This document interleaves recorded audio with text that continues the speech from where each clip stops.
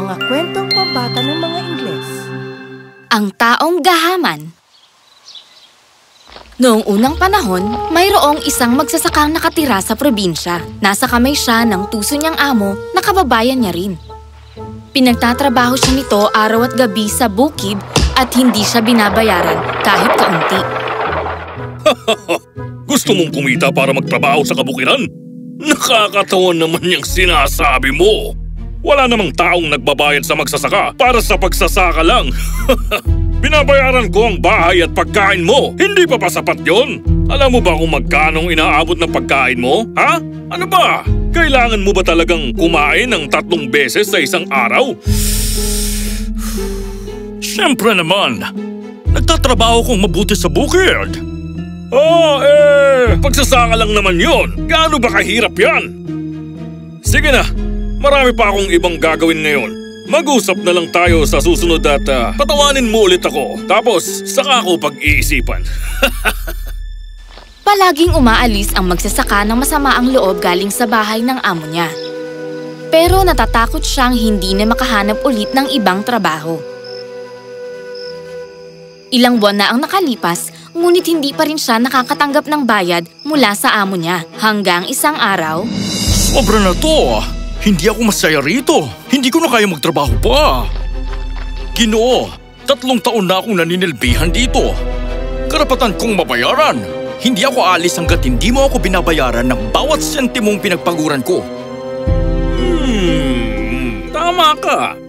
O sige na, eto. 1, 2, 3. Ano to? 3 pilak lang ba? Ito lang? Anong ibig mong sabihin ito lang? 3 pilak to! Hindi mo ba alam kung magkano ang halaga nito? Ano bang alam mo? Marami na to! Ganoon ho ba, Ginoo? O sige! Kung malaki ang kinita ko, hindi ko nakakailanganin pang magtrabaho pa sa inyo. Ano? Tapos na akong magtrabaho para sa taong hindi naman ako pinapahalagahan. Palang araw, masusuklian din ang katapatan at paghihirap ko. Sige, alis na ako. Umalis nga ang magsasaka. Alam niyang hindi sapat ang 3 pilak. Pero masaya naman siyang may pera siya para mabuhay. Maya-maya, may narinig na ingay ang magsasaka. Galing ito sa likod ng puno. Lumapit siya at tinawag ito. Ayos ka lang ba?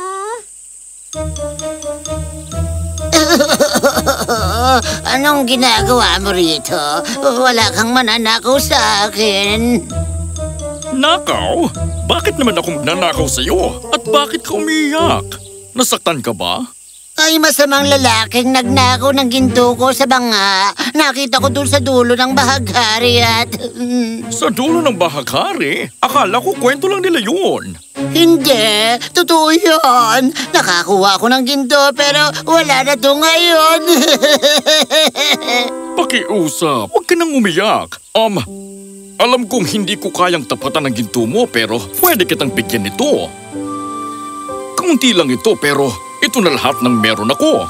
Talaga ba? Pero anong gagawin mo? Huwag mo kong alalahanin. Ayos lang ako. Mukhang mas kailangan mo ito kaysa sa akin. Sinasabi ko na nga ba, ikaw na talaga. Alam kong hinding-hindi mo ako bibiguin ngayon. Ha? Sino ka? Isa akong anghel na duwende. Pinadala kami sa lupa bawat taon para humanap ng taong karapat-dapat sa kapangyarihan namin. Namangha ako sa kabaitan mo, kaibigan. Sabihin mo, anong kahilingan mo? Pwede kitang bigyan ng 3 kahilingan. 1 sa bawat pilak. Nakamamangha ito. Nagsasabi ka ba ng totoo? Sabihin mo ang kahilingan mo at malalaman mo. Pinag-isipang mabuti ng magsasaka. Sa wakas, naisip niya na ang gusto niya. Alam ko na. Una, gusto ko ng pana na tatamaan lahat ng bagay na papanain ko. Pangalawa, isang violin na magpapasayaw lahat ng makakarinig sa aking tumugtog. At pangatlo, hinihiling ko na maibigay sa akin ang lahat ng mga hihilingin ko. Tinutupad ko na ang mga kahilingan mo. Ingatan mo ang mga paggamit nito. Tuwang-tuwa naman ang magsasaka sa nangyaring ito. Masaya siyang naglakad at pinag-isipan ang lahat ng pwede niyang gawin. Maya-maya lang, may nadaanan siyang lalaking naghahagis ng bato sa puno. Magandang araw po. Bakit po kayo naghahagis ng bato sa punong to? Hindi ako naghahagis ng bato sa puno. Ano ka ba? Sinusubukan kong kunin yung bulaklak. Alam mo bang yun ang pinakamagandang bulaklak sa balat ng lupa? Isang beses lang ito namumulaklak sa 4 na taon. At doon, sa pinakamataas na sanga ng puno, naroon ang bulaklak na sinasabi ko. Sobrang halaga nito. Marami nang sumubok na kunin ang bulaklak na yan pero walang makakuha nito. Pwede kong subukan. Nakikita ko ang pana mo. Sa tingin mo ba ikaw pa lang ang unang taong sumubok nito? Wala pang nakapana ng ganong kataas. Hinugot ng magsasaka ang palaso at pinatama ito sa bulaklak na nasa pinakatuktok ng sanga. Pinalipad niya ito ng walang pag-aalinlangan. Lumipad ang palaso ng sobrang taas na parang may sarili itong buhay. At sa bilis ng galaw nito, bumagsak ang bulaklak sa kamay ng magsasaka. Napaka-imposible nito! Sabihin mo, paano mo nagawa yun? Sa totoo lang, may isang duwending. Hindi na ito mahalaga. Ibigay mo sa akin ang bulaklak ngayon din. Pero ako ang nakakuha nito. Bakit ko ito bibigay sa'yo? Hindi pwede yon. Ako ang unang nakakita at nagsabi sa'yo tungkol dito. Tama ka. Sige, ibibigay ko sa'yo ang bulaklak. Pero kailangan mo akong bigyan ng kapalit sa ginawa ko. At saka ako naman ang nakakuha nito. Marangal na tao ang magsasaka, pero ang hindi niya alam, gahamang tao ang nakausap niya. Alam ng lahat ng tao kung gaano katuso at mapagsamantala ang Ginoo. Lagi niyang inuutakan ang mga taong nasa paligid niya, kaya naman, wala na silang tiwala dito. Pero walang kamalay-malay ang magsasaka sa tunay na ugali ng Ginoo. Aba, tama ka nga naman kaibigan. Babayaran kita ng 500 pirasong ginto. Kapalit ng bulaklak na yan. Ano sa tingin mo? Aba, oo naman. Hoy, teka lang! Saan ka pupunta? Babayaran mo pa ako ng 500 ginto. Paano mo ko pipigilan? Gamit ang violin? Paalam! Tama siya. Ano nga ba ang magagawa ko kung hindi ang mag-violin? Tulad ng ipinangako ng anghel na duwende, napasayaw ang gahaman na Ginoo sa tugtog ng magsasaka. Napalukso at napaindak siya kasabay ng hangin. Patuloy sa pagtugtog ang magsasaka. Hindi nagtagal, nadulas at nahulog siya sa may halamanan. Pero patuloy pa rin ang kanyang pagsayaw kahit pa napupunit na ang mga tinik ng kanyang damit. Maawa ka sa akin! Pakiusap! Ibibigay ko na ang babuya mo! Sa may kamiseta ko!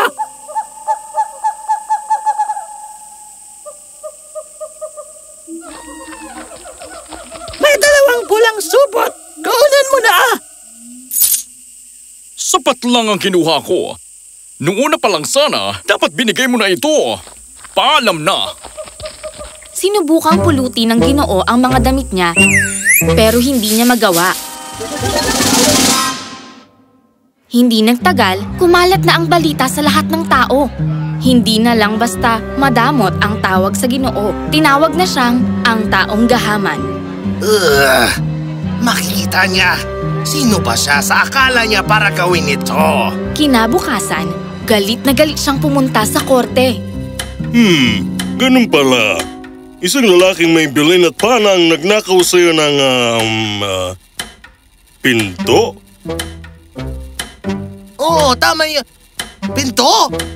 Sino naman ang magnanakaw ng pinto? Ninakaw niya ang ginto ko, Ginoo! Ginto! 500 piraso ng ginto! Ginto! Sabi ko na nga ba, may mali sa nakasulat. Harvey! Ito na nga lang ang trabahong kailangan mong gawin. Magkakamali ka pa? Ito na, isang lalaki may violin ang nagnakaw di umano ng 500 piraso ng ginto mo. Dalhin dito ang lalaki may violin at pana. Nahirapan man sila, Nahanap din nila ang lalaking may biolin at pana para iharap sa hukuman. Inaakusahan kang nagnakaw ng 500 piraso ng ginto mula sa ginoong ito? Ano ang masasabi mo tungkol dito? Meron po. Hindi ako magnanakaw. Binigay niya sa akin ang ginto bilang pabuya sa pagkuha ko ng bulaklak na nasa pinakamataas na sanga ng puno. Nagsisinungaling siya! Wala akong binibigay na kahit na anong pabuya. Oo nga naman. Mahirap paniwalaan yun. Biruin mo, 500 piraso ng ginto para lang sa isang bulaklak, ha?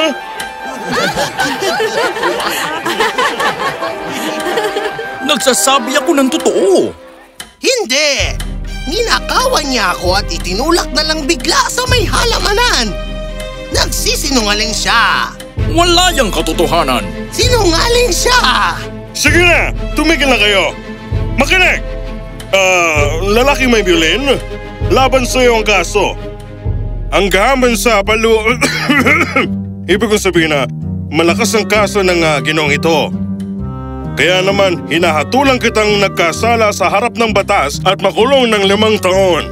Kailangan mo rin ibalik ang 500 piraso ng ginto sa gahamang sa matipunong ginoong ito. Naiintindihan ko po. May isa lang sana akong hihilingin sa inyo. Pwede ko bang tugtugin ang bilin ko sa huling pagkakataon? Hindi ako sang-ayon. Huwag mo siyang papayagan. Pakiusap. Huwag! Pero simple lang naman ang kahilingan niya. Hindi pwede yan. Anong karapatan niyang tumugtog dito? Nasa loob tayo ng korte. At isa pa, hindi naman yan ang huling kahilingan niya. 5 taon lang naman siyang makukulong, di ba? Hindi habang buhay. Naintindihan ko. May punto ang sinasabi mo pero hindi ko maintindihan pero hindi ako makatanggi. Napipilitan akong ibigay ang kahilingan niya. Napangiti ang magsasaka dahil alam niya kung bakit hindi siya matatanggihan. Gusto kong ibigay sa akin ng lahat ang kahit anumang bagay na hihilingin ko ngayon. Oh, hindi. Nasaan ang mga gwardya? Pakiusap. Hawakan niyo ako ng mahigpit. Pero huli na ang lahat. Nang simula ng magsasaka ang pagtugtog, hindi mapigilan ng lahat ang pagsayaw. Walang magawa ang lahat. Pati na rin ang mga gwardya. Kahit ang hukom ay sumasayaw. Ano ba to? Anong nangyayari? Sumasayaw tayo, kagalang-galang na hukom. Manahimik ka dyan, Harvey.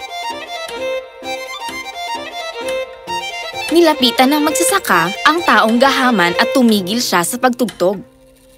Magsabi ka ng totoo sa lahat kung ayaw mo na pasayawin kita ng walang tigil habang buhay.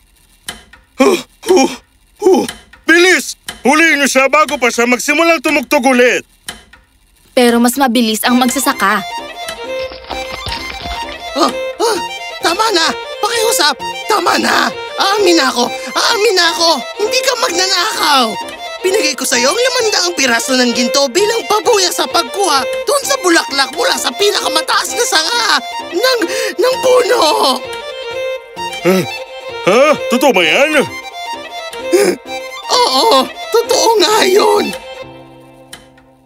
Kung ganon, tapos na ang kaso. Walang sala ang lalaking may violin. Sinayang ng gahamang ito ang oras ng lahat sa korte.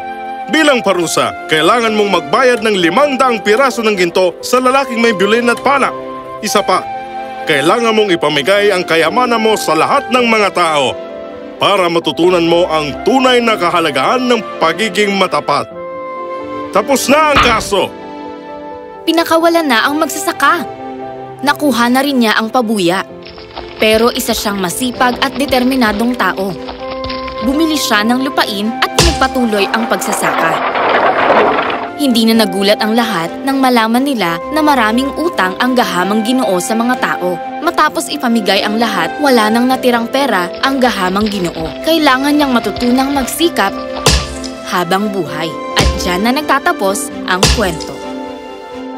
Ang wakas.